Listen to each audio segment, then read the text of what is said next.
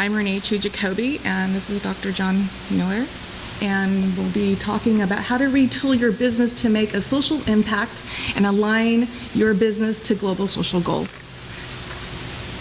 We're going to be covering first, of course, the UN Sustainable Development Goals. We're going to be breaking the myth on profit, nonprofits. There's multiple ways of doing this, and start with why. Why do we do what we do? And if we're talking about social impact, that's a key component. And then some additional resources to help people along the way. Okay, so here we have the 17 UN Global Goals for Sustainability. Go ahead.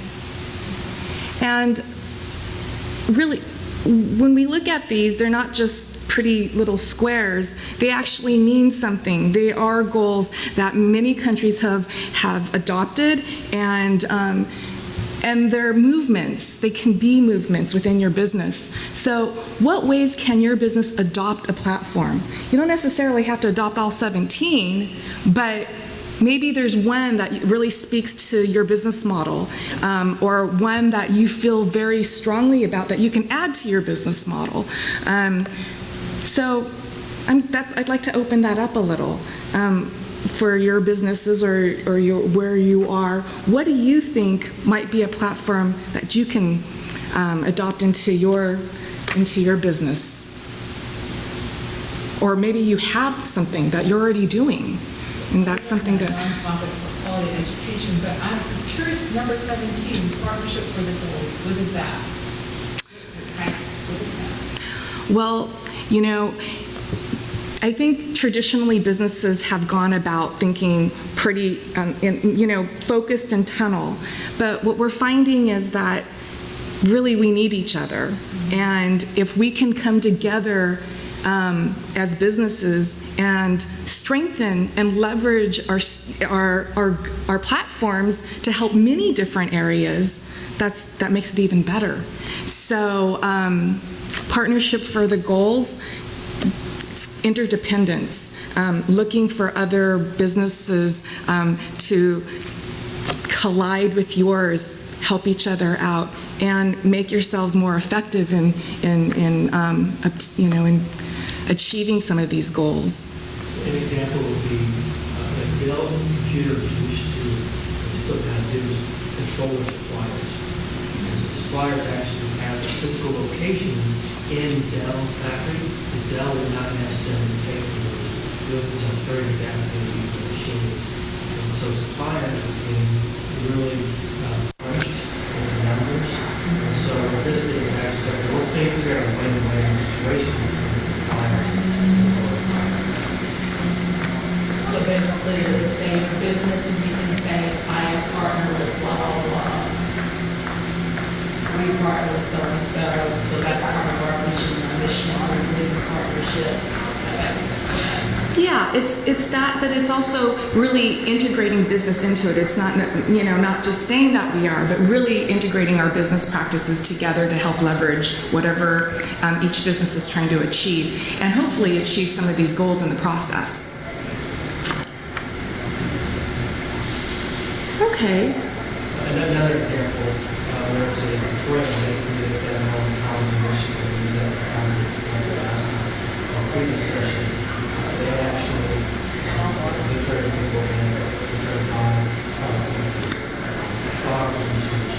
And one thing that we learned, we know that we had an issue with was that if she bought small batches, it wasn't the same quality flour, different system. She had to spend a couple of batches to figure out how it's going to work and how the recipe is read. And so she would go back to the doctors, can we actually get a deal in terms of how to keep the cost lower? Because not only get big batches, so they would run through each time, you get a tenth of the flour to get to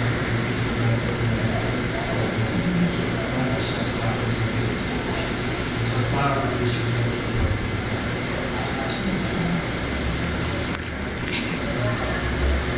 So we're going to start breaking some myths between nonprofit, for-profit, And what are some of the prevailing thoughts of this? Do we have to be a nonprofit in order to do social good, to make a social impact? Is for-profit, does it represent something that maybe isn't quite as socially impactful, maybe more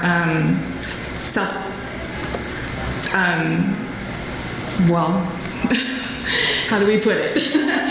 but basically, we often have these thoughts when we look at nonprofits and for-profits, and we automatically assume that they have these contexts.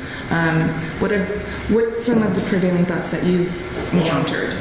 Coming into this, when I hear social responsibility, I always think of giving shoes or saying, hey, I have products that are green.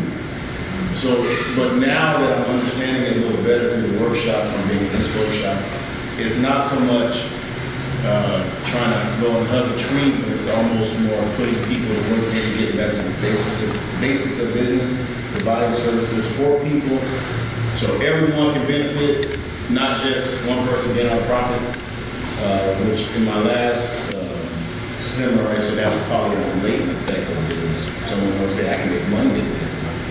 That became the goal, but I think there's a big misconception about social responsibility, because again, when more people hear it, all of a sudden they're thinking of just giving something away or the hole in the sky, the biodegradable ability and everything, not this part of it, of putting people to work so everyone can be happy. So I think clarifying social responsibility may get more people on board.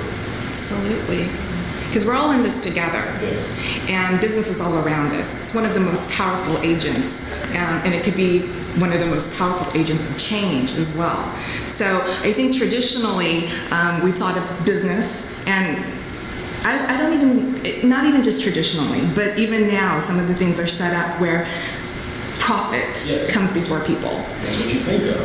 Business, Right. Expensive suits and expensive cars, but not necessarily, hey, we all need to eat, so 3 of you take care of that, and we'll tend to the soil, and you do the meat carving, and you do the vegetable. You don't think of that. You think of business, automatically profit. Right. But what we're seeing now, especially through a couple of decades now, where we see corporations really having to answer to some of the things that they've done because they put profit over people. And so we're really coming back to understand that profitability can come in many different ways. And just what you're saying, helping our society and looking after people is just as important.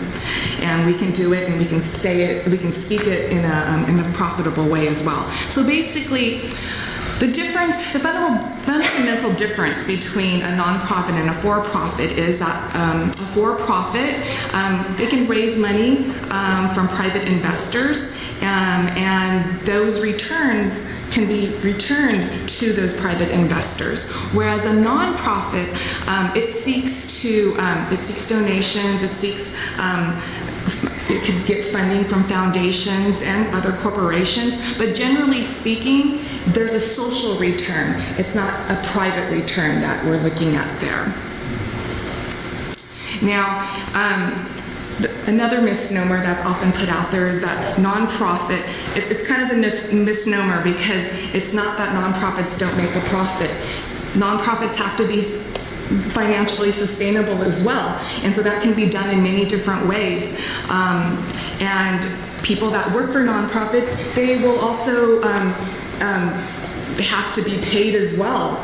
So some of that, again, goes to how their revenue sources come in, and that they are also paid through the nonprofit. So let's see. The key difference is that nonprofits and for-profits, they distribute their revenue or their profits differently, whereas the for-profit can go to private individuals, the nonprofit doesn't.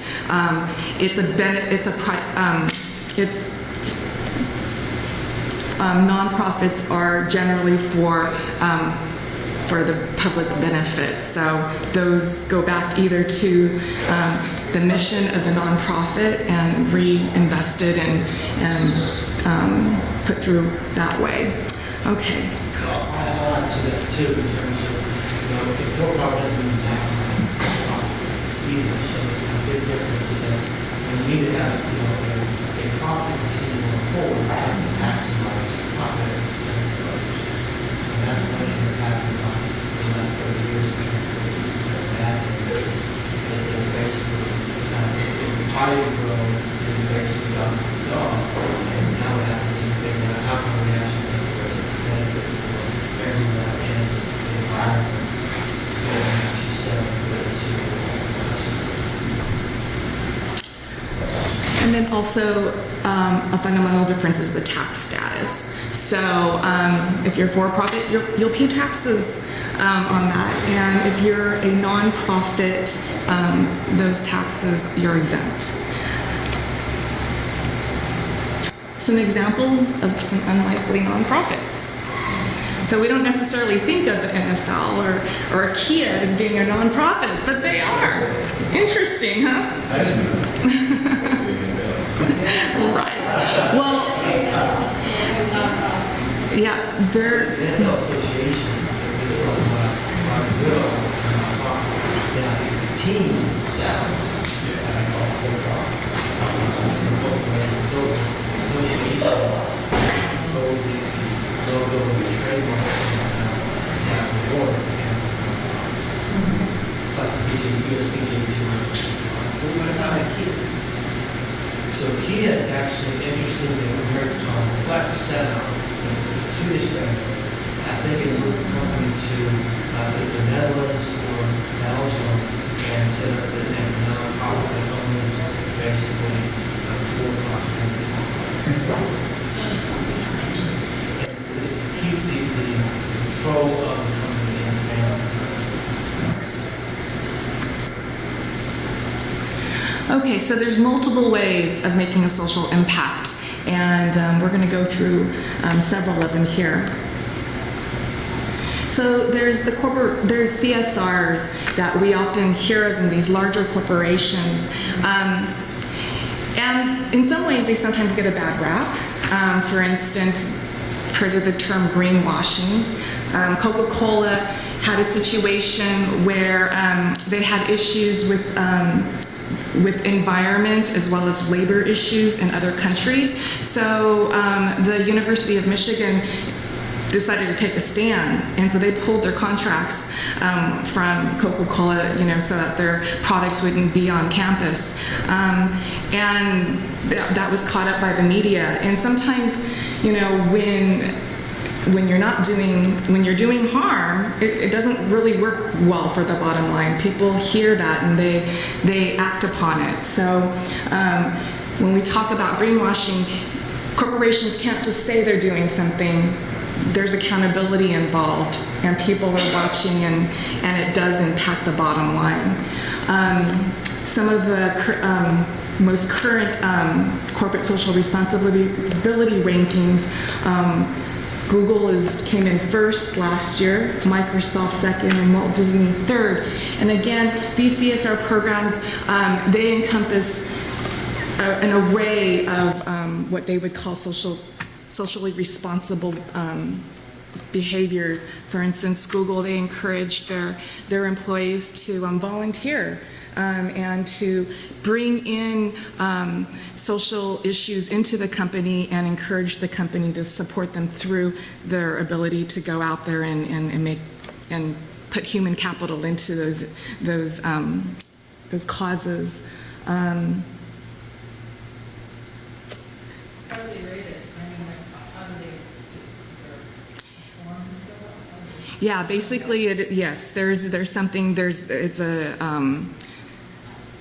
They have certain measures, and it's a point system, and you can look that up, and they'll tell you exactly what they're measured on and where they come in the different areas. Yes, it's put back in the self-reported measures. And the people are actually self-assessed.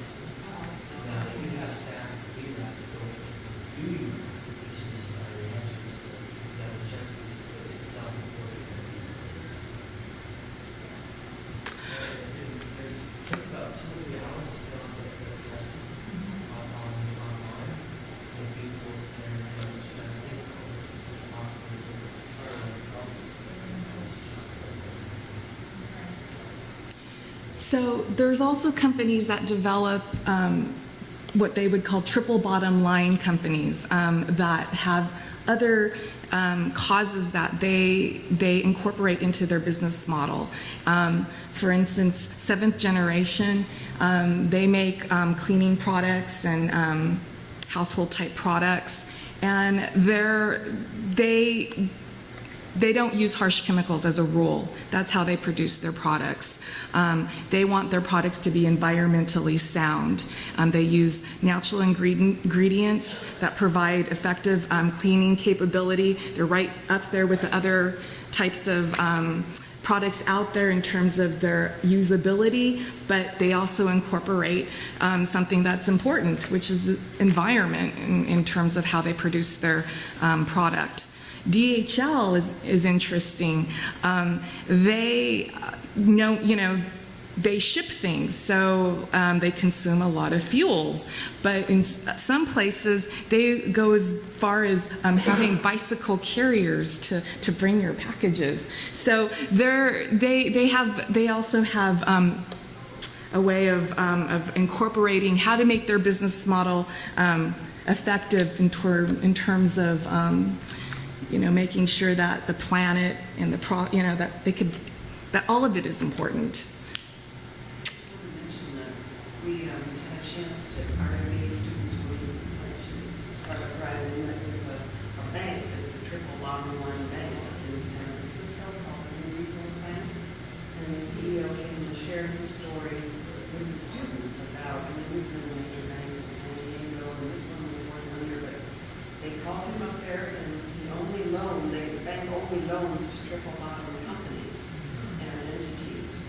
And so he's been trying to start a worldwide movement of banks. And the first time, I guess they had 5, and next year 9, and just now they were in the call for 44 global banks that are coming alongside of this initiative. How exciting. Let's support each other and find ways to partner with one another.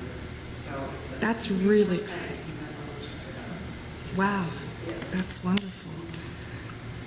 And John, did you want to Yes, sing? Troy Baker is small entrepreneur initiative and a starting company, and so she works with all local breeds, and she basically organizes the next piece there. And so she would come and speak in the classes and talk about, it wasn't just about the economy, it was also about and the employees and customers she worked with. So all the customers who she worked with, all the employees she worked with, just recently, the Syrian crisis, refugees are acting like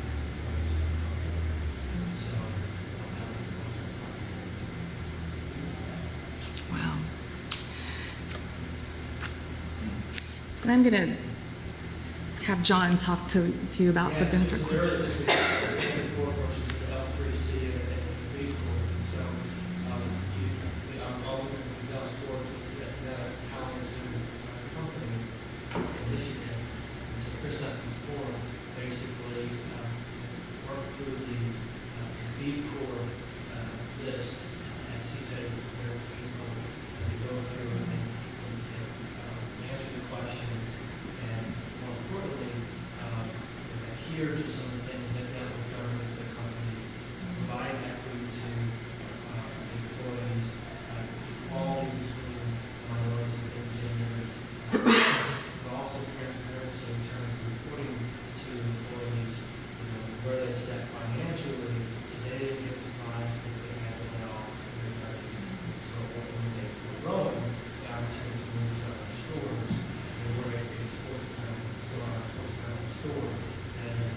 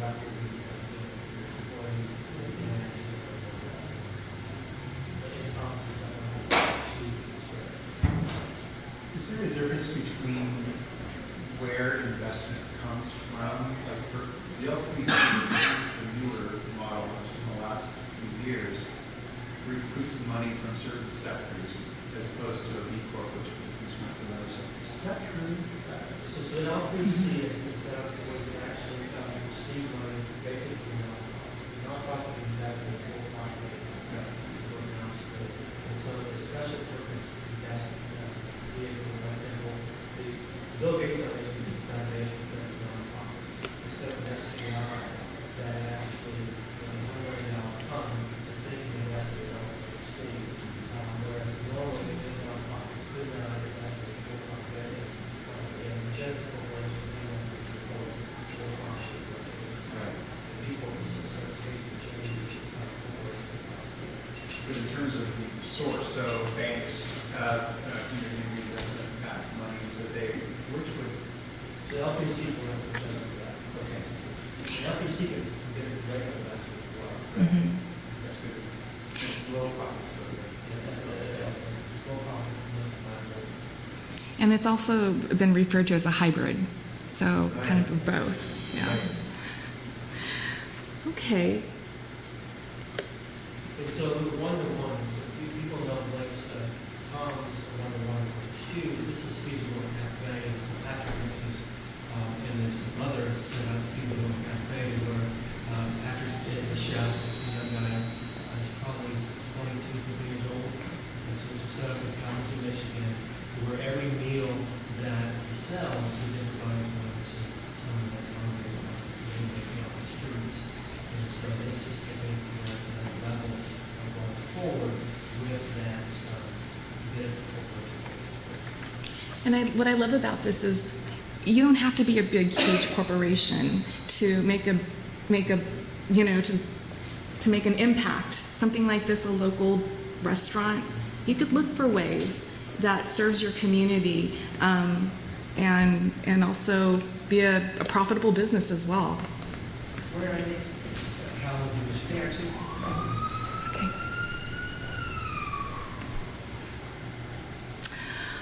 So this brings us to the question of why. Why do we want to make and how? And what inspires people to make this social impact? Is it just about marketing, or is it really about changing the way we do business and the way we think about business? And we go ahead and I think Simon Sinek, he's really good at. There's a pattern. As it turns out, all the great and inspiring leaders and organizations in the world, whether it's Apple or Martin Luther King or the Wright brothers, they all think, act, and communicate the exact same way, and it's the complete opposite to everyone else. All I did was codify it. And it's probably the world's simplest idea. I call it the golden circle.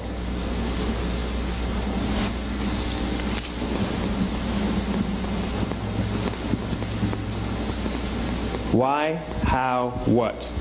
This little idea explains why some organizations and some leaders are able to inspire where others aren't. Let me define the terms really quickly. Every single person, every single organization on the planet knows what they do 100%. Some know how they do it, whether you call it your differentiating value proposition or your proprietary process or your USP. But very, very few people or organizations know why they do what they do. And by why, I don't mean to make a profit. That's a result. It's always a result. By why, I mean what's your purpose? What's your cause? What's your belief? Why does your organization exist? Why do you get out of bed in the morning? And why should anyone care? Well, as a result, the way we think, the way we act, the way we communicate is from the outside in. It's obvious. We go from the clearest thing to the fuzziest thing. But the inspired leaders and the inspired organizations, regardless of their size, regardless of their industry, all think, act, and communicate from the inside out. Let me give you an example. I use Apple because they're easy to understand and everybody gets it. If Apple were like everyone else, a marketing message from them might sound like this. We make great computers. They're beautifully designed, simple to use, and user-friendly. Want to buy one? Meh. And that's how most of us communicate. That's how most marketing is done, that's how most sales is done, and that's how most of us communicate interpersonally. We say what we do, we say how we're different or how we're better, and we expect some sort of behavior, a purchase, a vote, something like that. Here's our new law firm. We have the best lawyers with the biggest clients. We have, we always perform for our clients, do business with us. Here's our new car. It gets great gas mileage. It has, leather seats. Buy our car. But it's uninspiring. Here's how Apple actually communicates. Everything we do, we believe in challenging the status quo. We believe in thinking differently. The way we challenge the status quo is by making our products beautifully designed, simple to use, and user-friendly. We just happen to make great computers. Want to buy one? Totally different, right? You ready to buy a computer from me? So again, the power of why we do things, purpose. Products come and go, but believing in something and believing in why we're doing it makes the longevity of that is much greater. So some additional resources, we're going to go ahead and just keep on going without playing the tape. Aim to Flourish is an excellent organization. Definitely look them up. They are a platform for educators and students to share in all the different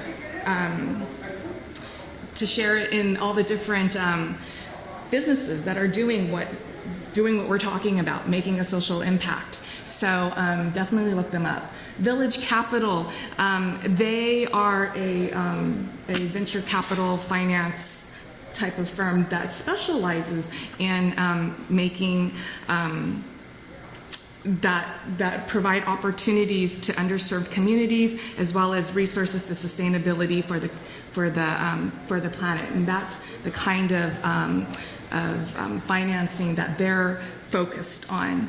The next one is Unreasonable Institute, and then their business model is they're an accelerator. They want to basically unite mentorship as well as people that have the right ideas, and they want to get them running, get them funded, and make them scale as quickly as possible. For each venture, they want to impact 1 million people.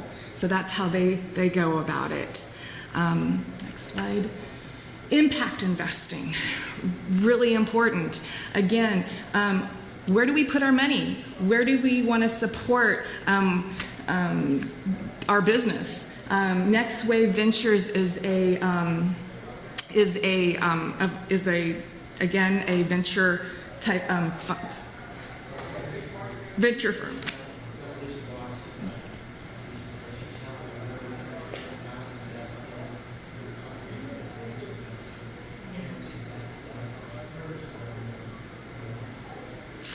Yes, and then Kiva, microloans that really help people that